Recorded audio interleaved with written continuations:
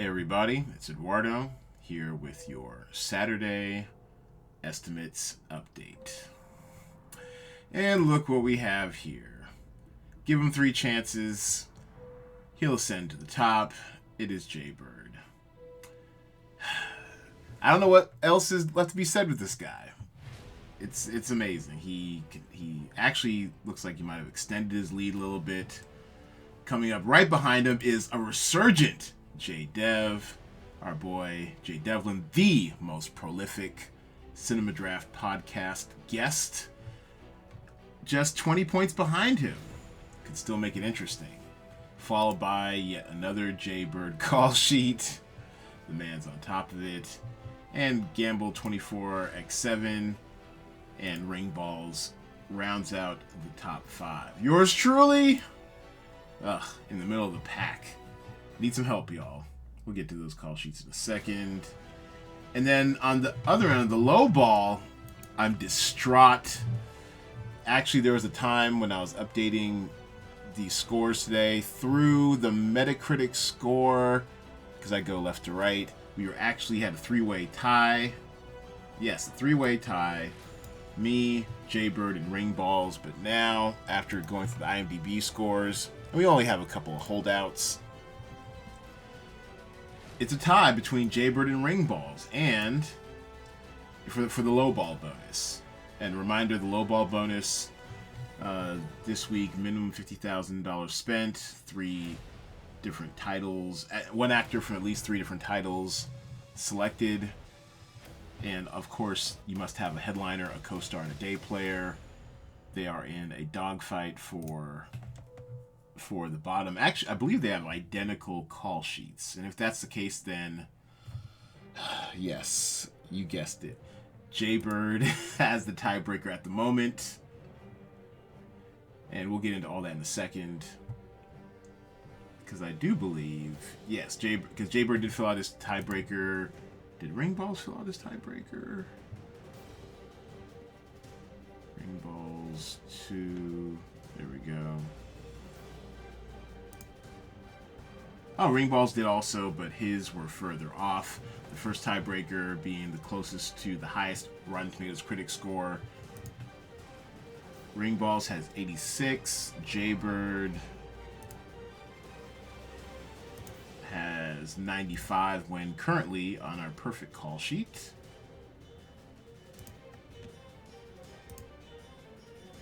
The highest Rotten Tomatoes critic score right now is 100%. So we'll keep an eye on that throughout the weekend to see if there's any movement in the RT scores. But let's go to the top. Let's go to Jaybird 3. This is, of course, the first week we have done a 3-max call sheet format. And it was a lot of work, everybody, but I appreciate the data and the diversity of strategies, so I think we'll run it back again next week. Okay, so what came through for Jaybird was a score for Deer, ... He's got a 4-pack of Deer, headliner stack of Hammer, headliner stack of Judy and Punch, and a headliner stack of Spelling the Dream, which, for the life of me, why aren't you performing better? Actually, for the price, it's actually performing decently. Great value here with Judy and Punch, with 87.60, and then Deer with the 4-stack. And to give you a note of comparison, the perfect call sheet only has 1 headliner from Deer, headliner stack from Hammer, 3-pack of Judy and Punch, headliner stack of Spelling the Dream, and headliner stack of Yours and Yours. So for 98,900. So actually he's only, what's that, 12 points off the pace for a perfect call sheet thus far. Still have some gameplay left. Still have our Sunday updates tomorrow, sometime after 12 p.m. Pacific time, and our final updates on Monday, 12 p.m. Pacific time. Everything will be rolled out, including, quick peek, the new call sheet, or the new talent pool. So expect that probably somewhere about 2 or 3 hours after 12 p.m. Pacific time. Alright, so let's take a look at J-Devs. Let's see what he needs Let's see the need for speed to overtake Jaybird. And, as he will proudly let you know in the group chat, he's a single entry candidate. He believes in the holiness of the single entry. And right now, holding him back, it looks like it's Country at Heart. Deer did some damage for him. Hammer. He needs more results out of Hammer, probably. Spelling the Dream and Yours are keeping him afloat. So yeah, so if we looked at them side by side, I guess he needs more Hammer? What did Jaybird 3 do? So he needs more... Looks like Country at Heart's got to do something. If Country at Heart does anything decent for him, he'll be okay. Because right now, Country at Heart, like most Hallmark movies, is defaulting with the exception of an IMDb user score. So Country at Heart actually debuts tonight. If the Hallmark people come through, let's say it gets a 7.5. Would that be enough? No. Let's say it gets a 8.5. Would that be enough? No.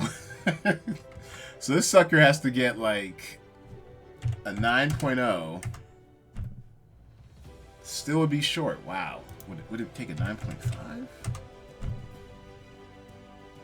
So he could get a perfect 10.0 out of Country at Heart, and he still would fall short. So JDev needs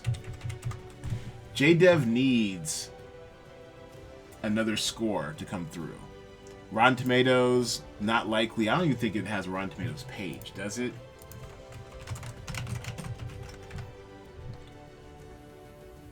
Oh, it does. Okay, so in this count, so according to this, he'll need an audience score of Rotten Tomatoes at least.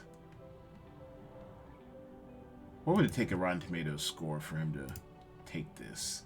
Country at Heart. What if we gave it a 60? Nope, that wouldn't do it. He probably needs like an 85. Nope, that wouldn't do it either. Wow, 95? Wow, so he would need help both Rotten Tomatoes and IMDb. There we go. So he'd need both a higher IMDb score and a higher Rotten Tomatoes audience score. Like a really high one, in order to overtake Jaybird. So it could be tough. Let's see what else, some of the other call sheets that are in contention. Jaybird's secondary one. Let's see. Or his first call sheet. Yeah, he loaded up on Spelling the Dream, as did I. Headliner stack of Hammer, headliner stack of Trackers, headliner stack of Yours. And actually, I think I really liked this call sheet when we first went out. Because I liked Spelling the Dream. I mean, it continues to inch along. Yesterday it was at 6.5 IMDb. Today it was at 6.8. So I think as more people discover it, they'll enjoy it. I don't know what's up with this Metacritic score. That's... I have no words for that. Hopefully the RT audience score will kick in. I also have submitted to the Rotten Tomatoes audience score for Spelling the Dream. And also Gamble 24x7. What do you need to get over the hump? That's G242. Let's take a look. Yeah, Spelling the Dream. A lot of people hanging on that. Spelling the Dream. Can you hear me? He needs some help, but unfortunately, I mean, anything can happen, but historically, we've seen with these Netflix foreign shows, Can You Hear Me? And although I didn't classify it as foreign, I probably should, really. It looks like it only is going to register with the IMDb audience score. And actually, you know what, let me rectify this now. This is foreign dramedy. There we go. So a little bit of a long shot there, G24. And Ring Balls, he entered 2 sheets this time. He's currently losing out on tiebreaker points on the low ball with his other one, but his high ball call sheet. There we go. Sorry, we've got 23 call sheets listed. Oh, and apologies. Ring Ball's low ball call sheet wasn't in the video on Thursday, and that's my bad. He submitted it in time. He reminded me in group chat. Thank you, Ring Balls. It's my bad. So I found it. I added it, and it's totally legitimate call sheet. So good luck in winning the tiebreaker. Actually, no. I don't want you to win. Damn it. I want to win the low ball. That's the only thing I'm in contention for. I hope nothing but bad things for you. I want to win the low ball so I can roll $10 into the prize pool more next week. But anyways, here's his high ball call sheet. Can you hear me call headliner stack? Interesting. Hammer. I guess you could only afford hammer non-headliner status. That might be partially what's holding him back. And this is a Noah's Ark. 2 by 2 by 2 by 2 by 2. Love to see it. He needs more point. I mean, yourself and yours is somewhat lightly owned this week, and it's the highest scoring title in the talent pool. So maybe if you can get some uptick there, that might help him out. Trackers, I don't know. Cinemax's debut in our talent pools in the DraftStream game. I don't know. It'd be nice to see some more action out of Cinemax. Spelling the Dream, totally being undervalued, damn it. Underscored, rather. And Can You Hear Me? It's in that foreign dramedy trap of Netflix right now. So something about Netflix where, because they put out so much stuff every weekend, I mean, critics can't cover it all, even staying at home. So it looks like this might be a casualty to the Netflix's quantity, even though it might be quality. Not sure. Yeah, so my highest scoring call sheet in contention, that'd be my second one, Swag Official 2. And I similarly have a 4-pack of Spelling the Dream, a 3-pack of Trackers. Surely, it's doing big things. It's just so expensive, and I can only get a co-star out of it. And then I May Destroy You. Really looking forward to some audience scores when it debuts tomorrow night, Sunday. And then Hammer, headliner from Hammer, which is really good value, honestly. 6,400 for 75.18. It's not bad. But we need some help, y'all. We need some help. Brown Baby, the draft mom. Actually, let's see where she's at. Oh, okay. Middle of the pack. Lower middle, I guess. She needs... Well, it might be out of reach. There's so many people to get around to get up to the top. But let's take a look at the draft mom. Essentially, the Cinema Draft mascot. She tries so hard, everybody. No coaching this week, but I think she's still using some of the principles she learned last week.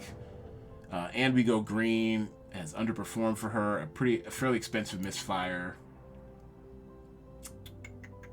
I mean, it's not bad, but considering you're getting 75 points from Hammer at literally half the salary, it's a bit of an expensive misfire. Can You Hear Me? The Netflix foreign dramedy trap. Country at Heart. She's punting, but, you know, punts can cost you. And then Deer showing up. Esther Pavitsky, Hot for My Name. It was a gamble. I mean, I love Esther Pavitsky. I highly doubt Mom has seen any of her work, but Comedy Central's debut in the talent pool, and so far it is a defaulter. Not good. And also, it came out on Friday, so I mean, maybe some people will discover it over the weekend. I'm a little nervous about that title. And then Hammer. Good value right there, Mom. So you know, as we say around Chernobyl, not great, not terrible. And let's take a look at one more call sheet. Who shall it be? You know what? Hebrew Hammer. He's always treated us so well. Hebrew Hammer 3. Let's see what you need. my friend, the last Cinema Draft guest, doing it from work. Next time we'll do it from a landline or or something that with better Wi-Fi. Okay, so can you hear me? Yeah, he got caught in the foreign trap, the Netflix foreign trap. I like the 3-pack of deer here. Good exposure to hammer, even as a punt, it works. Great value. Actually, oh, I'm sorry, it wasn't headliner, just a day player. Why you can't have green when you're not a headliner? The scores will know. Damn it, the scorer will know.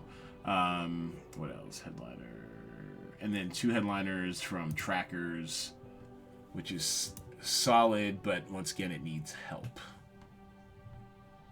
Okay, so yeah, so a ton of stuff out there.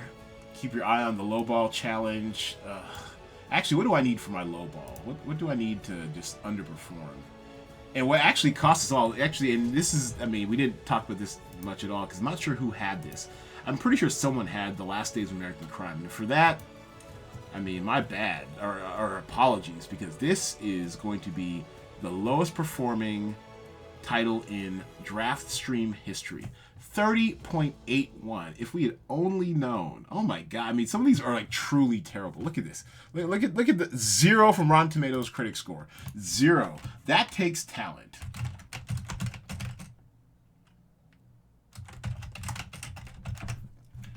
Check this out, y'all. The Last Days of American Crime. 17 score details. 17 people rated an average of 2.4 out of 10. That is talent. Oh, I'm sorry, this is the audience score, but the audience score is terrible too. But look at this critic score. I mean, it is bad. And I was actually considering devoting 2.5 hours of my life to this. I still may. Sometimes you just gotta watch a train wreck in progress. But 17 critics hated it. Top critics really loathed it.